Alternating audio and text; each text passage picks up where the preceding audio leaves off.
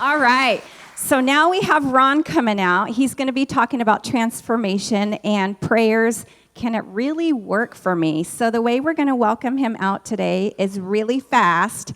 We're going to sing happy birthday. Ready? 1, 2, 3. Happy birthday to you. Happy birthday to you. Happy birthday, dear Ron. Happy birthday to you. This interview is not done, so we're going to go ahead and continue. How old are you turning? Or how old did you turn? You know, I just heard a good friend of mine say he was learning to embrace his eternity. Yeah. So what are you embracing today? How old? I have been working at embracing my eternity for 68 years. So there you go. He looks good, huh? For 68. He dresses nice. I think that's in part to Monica too, right? Yes. All right. Enjoy your Sunday. I'm at that stage of life where they no longer say he looks good. They say he looks good for...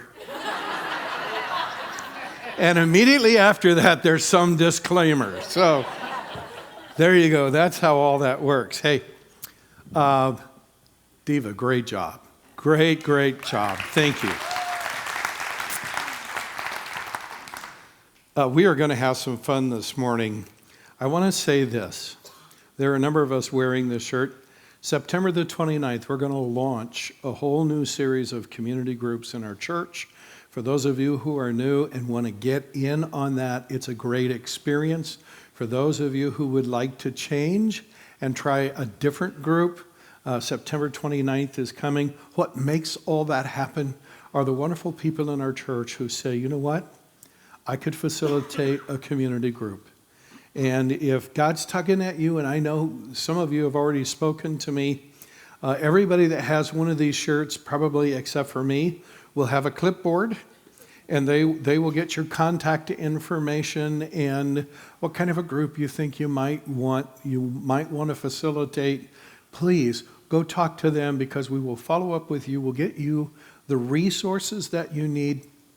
We'll come alongside you and mentor you through the whole startup process and actually through the whole life of your community group. So that's what we're going to do today. And they'll all be hanging out in the lobby afterwards and wearing these really handsome shirts, don't you think? There you go. You can't miss us. So, as if you've been coming here, then you know we're in the middle of a series on prayer, and we are learning some really important things. And basically what we've done is we started out by saying, take that whiteboard of your mind, and whatever image projects up there for you for prayer, if you would just wipe it clean. And let's press a restart button, and then let's start building an understanding of prayer that was based on the teachings of Jesus and modeled for us by Jesus and modeled for us by many people whose lives and the stories of their lives are preserved for us in the Bible, and let's figure out how Jesus intended for prayer to be used.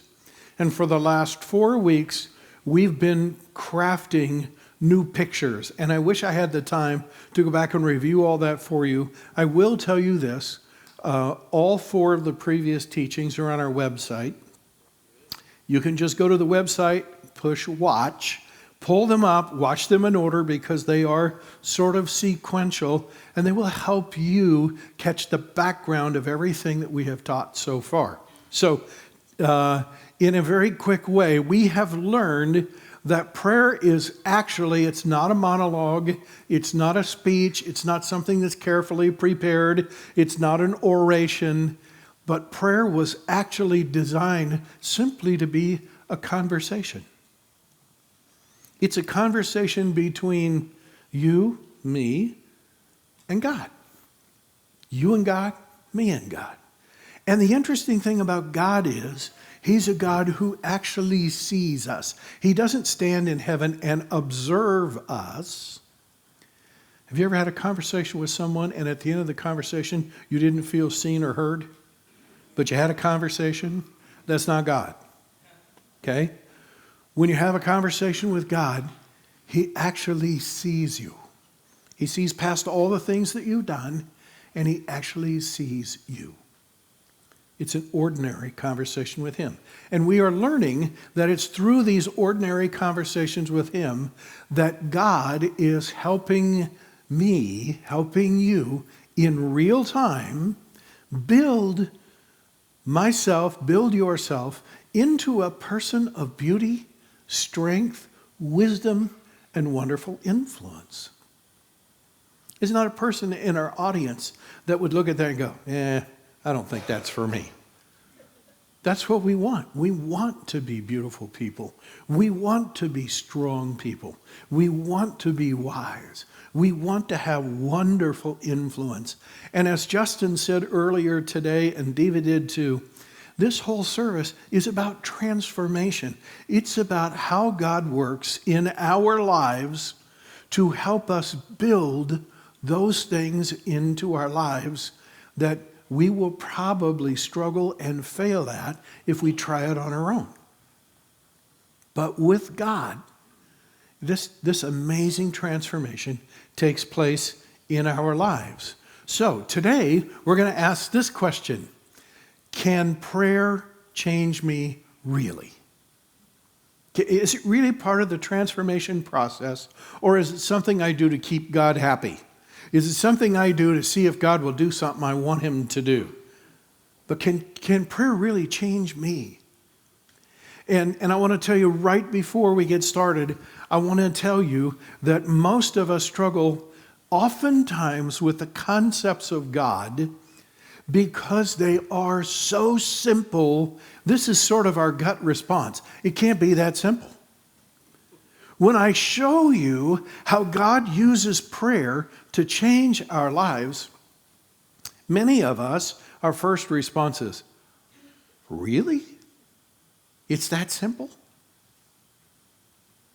And here's the amazing thing about God. Because He loves everybody, all the really important things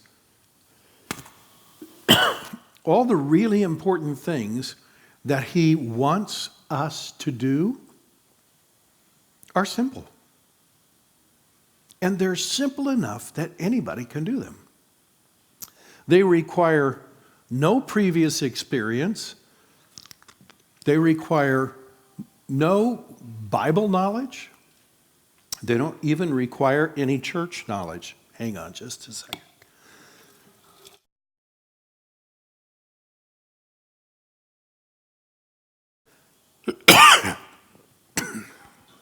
Excuse me. I'm about ready to choke up here. Gus, can you cut my mic?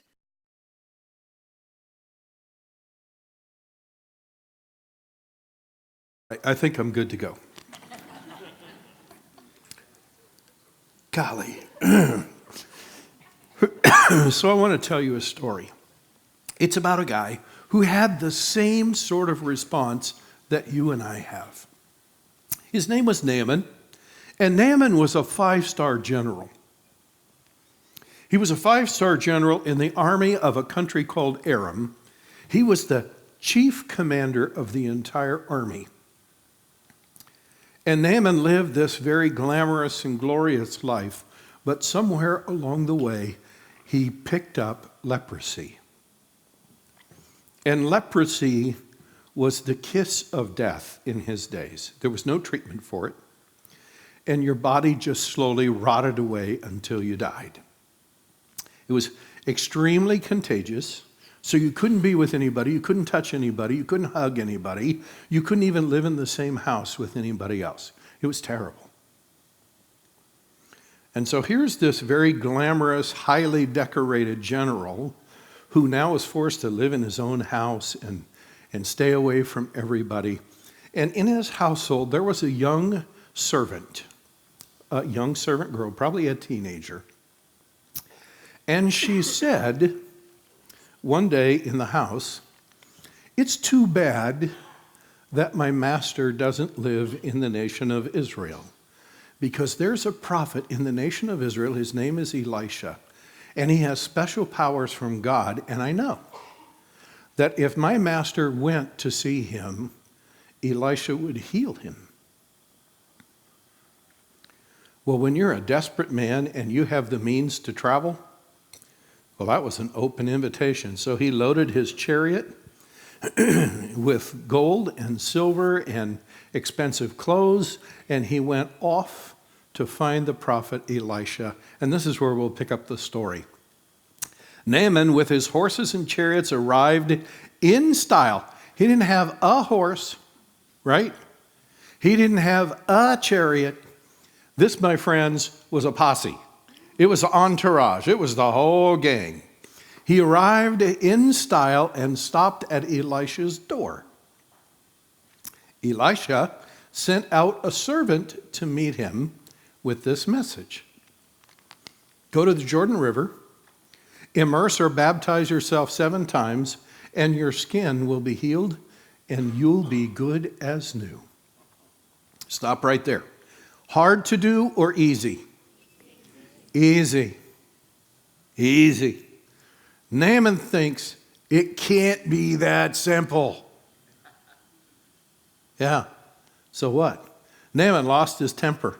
He turned on his heel saying, I thought he'd personally come out and meet me and call on the name of his God and at least wave his hand over the diseased spot and get rid of the disease. And then he reasoned, the Damascus rivers, Abana and Pharpar, are cleaner by far than any of the rivers in Israel. Why not bathe in them? I'd at least get clean. And he stomped off, mad as a hornet. Can't be that easy. Listen, everything God wants from you is easy. Easy enough anyone can do it. I didn't say it wasn't challenging. It is challenging, but it requires no special ability and no previous experience. That's the amazing thing about God. So that this morning, here's an 8-year-old child who says, I'm in. And really, Sawyer at 8 can have the same relationship with God that I can at 68. That's how God rolls. It's up for everybody. It is that simple. So if I just cut to the bottom line, here's how prayer actually changes our life. Time spent with God in open, ordinary conversations is actually what changes us. That seems too simple, right? I just spend time with God. I talk with him about what's going on in my life. I listen to what he has to say to me. And then I get up and I take a step of faith in whatever he instructs me to do. And then I talk to him about how that went. And he says to me, that's awesome. Here's your next step. Or hey, do that step again and again until it gets to be part of you. It's just this normal, everyday, open conversation that actually changes us. Now, how do I know that? Well, if you look at Jesus' life, he had this wonderful transformation plan, and he illustrated it by saying, you know what? From all these people that love to hear me teach, I'm going to choose 12, and I'm going to put them in my transformation program. Okay? And they're going to become known as the 12 apostles, and I'm going to use these guys to change or transform the entire world. And so Jesus went into his selection process. And the Bible says he spent the entire night before in conversation with God about who to choose. So you know these people were hand-selected. He chose 4 fishermen who had never been to seminary, who might have used God's name in ways that other people wouldn't, or maybe shouldn't. He chose a tax collector who lied and cheated every day of his life. He chose a political zealot who was more political than spiritual. Needless to say, the 12 guys that Jesus chose were a ragtag band of strange guys. And Jesus said, I'm going to take ordinary people, and you just watch what I can do with ordinary people when I put them in my transformation program. Now, you want to see the outline? Here it is. From the crowd of his followers, he chose 12 that what? Read it with me out loud, the yellow part. Ready? They might be with him. That was Jesus' transformation program right there. It's never changed. You want your life to be transformed?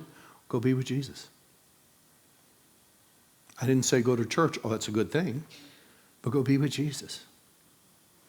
Time spent with Jesus in open, ordinary conversation is what actually transforms us. There's no substitute for it. What was the first word? Time. Okay? So now that brings up a very interesting question. If ordinary conversations with Jesus is what actually changes my life, do I have a role to play in this? And actually, you and I do. We have 3 very important roles that we will walk through in the next few minutes. So what is our role? Well, first of all, show up. Yeah, show up. The more often you and I show up for those ordinary conversations with Jesus, the more likely we are to be changed. Have you ever noticed this? When you don't talk with someone for a long time, and they could have been a friend or they could be a relative, when you don't talk with them for a long time, the number of things you actually can talk about is pretty small. Because you haven't shared any experiences for maybe years. So you can only talk about the super big things, and it can be a little awkward. Hey, God's the same way. If you're not talking to him daily with these ordinary, open, everyday conversations, when a biggie hits your life, it's sort of awkward to go to God.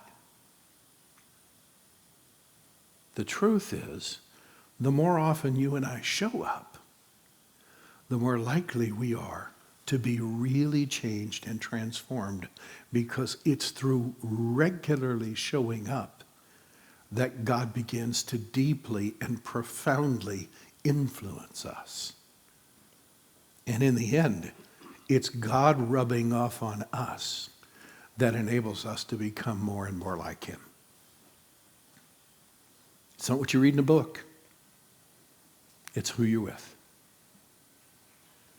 We have a second thing that's our job, and that is to join in. Have you ever had a conversation with someone, and when you're done with the conversation, you realize they were not really there? Yeah. Did anything life transformational happen in that conversation? Not for them and not for you, probably. Other than you may say, I'm going to put my friendship elsewhere. Because we've all been on both sides of that. We've all been in conversations where, for whatever reason, we were preoccupied and we just weren't fully present with that person at that time. And a half hour later, someone says, hey, what'd you guys talk about? And you don't even know. Because you weren't fully present. We've all done that. But think about what happens when you're in a conversation with someone and they are fully present with you and they are genuinely curious and they lean in and they're personally engaged and they ask questions that are dialed right into what you're talking about, and they listen intently, and then they process that stuff with you. And by the end of that conversation, you have had what we often call a meeting of the minds, right? That's a real conversation that becomes personally transformational for you and maybe for them. So show up regularly. Join in. Bring your full self to that and be really engaged in this conversation with God. By the way, this is where if you just say the same prayer over and over and over and over again, I love you, okay? I love you. Don't talk with me that way. If you sit down with me and you say the same thing over and over and over and over and over again, I'm going to recommend you for senior care or something else. Because that's not an ordinary conversation. We don't do that with each other. Don't do that with God. You can ask for the same thing multiple times, but bring something else to the conversation other than the same 5 things you asked him for yesterday. Because that won't transform your life. That's the image of prayer you're supposed to be rubbing out and writing this new image, this new narrative about prayer. It's an ordinary, open, everyday conversation that you will have with God, maybe many times during the day. There's a third thing, and that is be real. When you come to God, bring all of yourself. Don't just bring your requests, bring your feelings, bring your opinions, bring your questions. Because that's when it gets transformational. And I brought a book I want to read a little excerpt out of. It's written by a guy that you probably have heard of, Bear Grylls. And a shameless plug here for Global Leadership Summit that we had a little over a week ago. It was awesome. He was one of the presenters at the Global Leadership Summit, and I bought this book there. It's a daily devotional book. It's got 360 devotions. And I want to read you something out of the beginning because Bear understands that prayer is an everyday, ordinary conversation with the God who actually sees him where he is, and that he should and could bring to that conversation his feelings, his opinions, and his questions. He starts out by saying, I was 16 when it happened. It was the end of an ordinary school day, and as the last of the lights in our house were turned off and the darkness finally settled, I quietly slipped out the ground floor window. Not recommended for teenagers, by the way.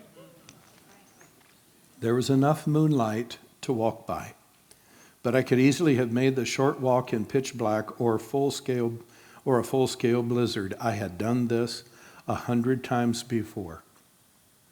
But that night was different.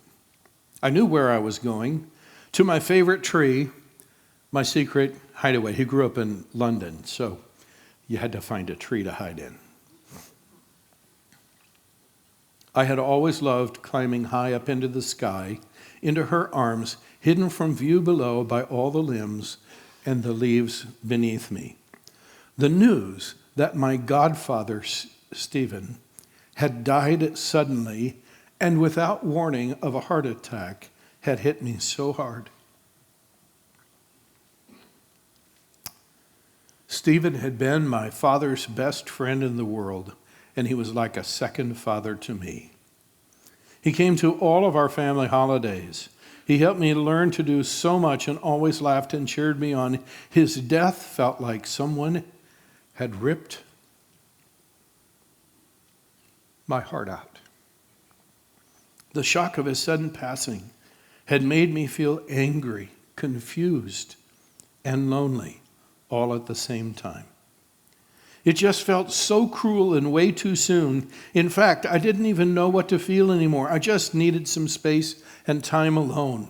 That was why I was out that night, making my way toward that lone tree. I climbed quickly.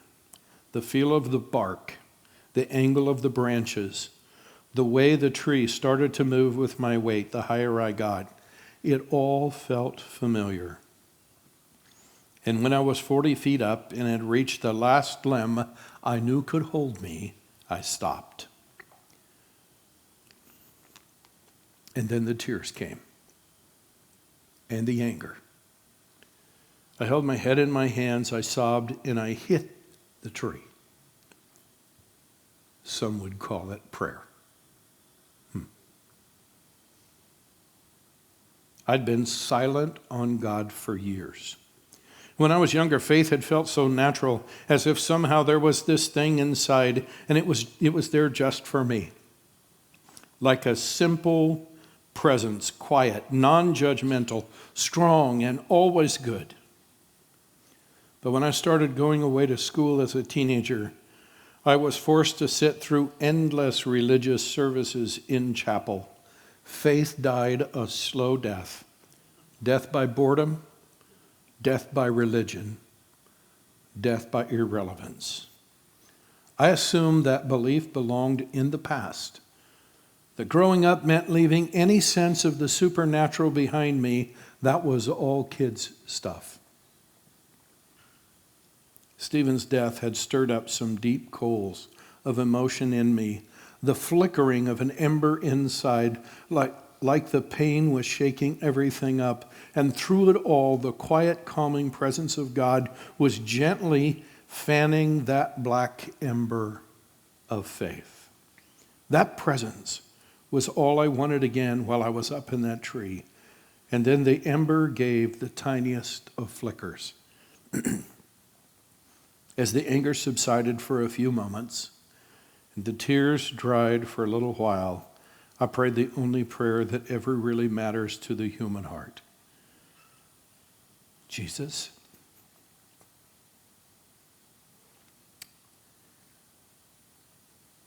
if you're real, if you're there, please be beside me this night.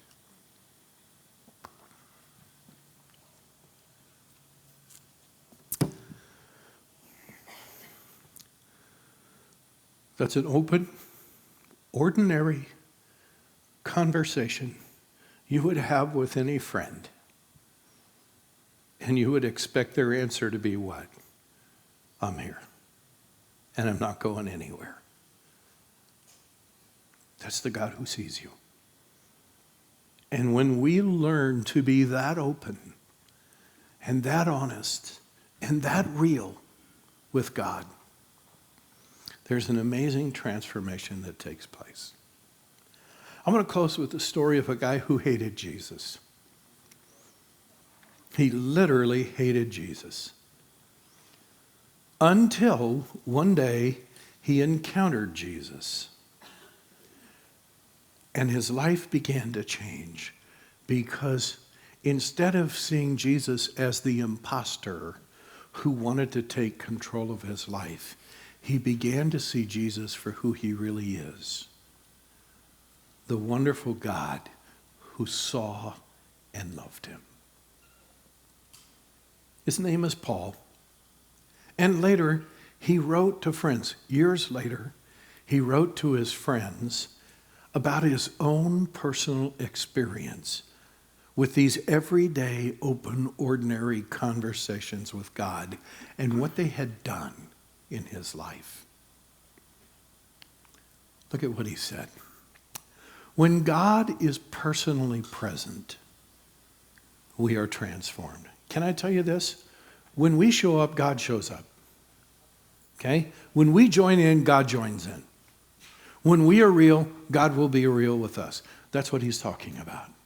When God is fully present, personally present, we are transfigured. That means transformed, gradually becoming brighter and more beautiful as God enters our lives and we become what? Like Jesus. It is that simple. It is that wonderful. And it is that available to every single one of us. We've been encouraging you to read through some of the prayers of King David. And if you look on the back of your teaching notes, there's a daily reading schedule there. And I know many of you have been reading through that because David had this kind of relationship with God where he had these open, everyday conversations with him. And after many years of walking with God, in the middle of his prayer one day, it hit David like a thunderbolt. How blessed he was. How wonderful it was to have this sort of open conversation with God. And in the middle of his prayer, this is what he said. one day with you is better than 1,000 anywhere else. Wow. I want to close with a prayer of thanksgiving. Would you join me, please? God, today, just the whole concept of transformation, that you and I could be transformed, that really just sitting with you and showing up and joining in and being real, something any of us could do, that in that process, you would create within us and partner within us to build a beautiful life that's filled with strength and wisdom. And we become a wonderful influence on the people around us. We just want to thank you today for making that available to us. For those of us who have walked with you a long time, when we look back at our lives and we realize what we were, we say, oh my goodness, God, thank you for not giving up on us, not giving up on me. And thank you that at 68, I can still be in that transformation process and learning things day after day after day as you show them to me. God, we're just so grateful.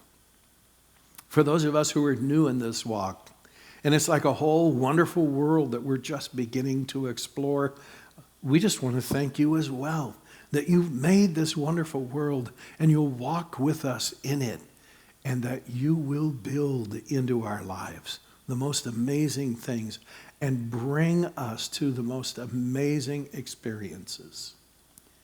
And God, even for those of us who are not yet walking with you, thank you for teaching us today that it is available to us. And would you help us one day to reach that milestone where we go, Amen. God, we are so grateful. Thank you, thank you, thank you. Amen. All right, thank you, Ron. Well, I'm going to go ahead and close out our time together. As I mentioned earlier, the Connect card and giving envelopes, we're going to be collecting those in just a moment, and so you can go ahead and get that ready. And if you need more time filling that out, we have a box in the back where you can go ahead and drop that in the back. And I just wanted to say, if you're new to prayer, maybe you've never done it, it feels awkward, one way to get started is just in your car. People think that you're talking on your Bluetooth, and it might feel awkward to you, but it won't look awkward to anyone else. And that's something I've practiced. I just feel, and maybe you feel this way too, like life is busy. Do I have to sit down and be so formal about it? No, you don't. So do it in your car. Try it in the shower. It's a conversation, like Ron said, just talking to God. And I love it because on the way to school, we do it with kids, and my kids ask for it. Mom, can we please pray? And I say, well, you have to have that conversation with God. I can't do that. And they'll just start talking their little conversation in the car. So you can model it for your kids and your grandkids as well. So just wanted to plug that in.